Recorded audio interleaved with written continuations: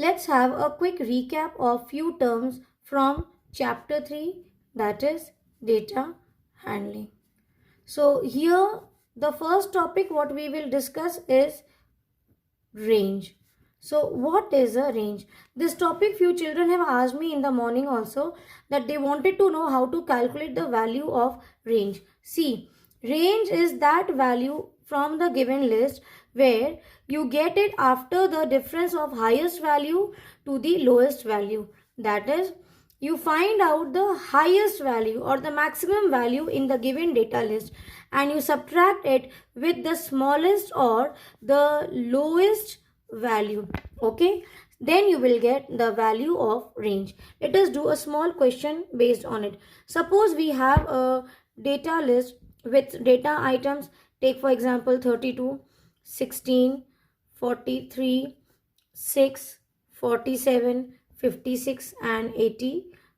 Take it 86. Okay, so what did we came to know? That range is that value which you get it when you subtract the highest value to the lowest or the smallest value. See, here I am giving you one tip. First thing is, as we have discussed before, that generally after getting the data list, these data items we sort it in some order, and I told you you sort it in ascending order. Yes, so what will happen if I sort it? What will it look like? The smallest number is 6, then it is 16, then you have 32, then 43, 47, 56 and 86. Now it becomes easy because the first and the last value you will take these two, subtract the highest value with the lowest value. So here your range for this data list will be 86 minus 6, that is 80 is the range. This is the general way by which we do.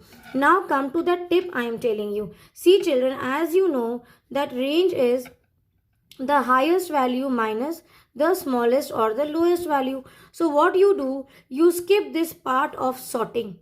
In your mind only you check the data items.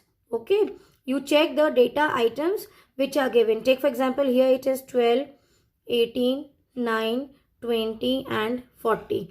So what do you know? It is the highest value minus the lowest value. So here only see which is the highest value, 40, and which is the lowest value, 9. So answer will be 31. Got it? So this is what you have to do now. You have to also become very smart in solving, because you have to solve and get the answer fast. Is it clear?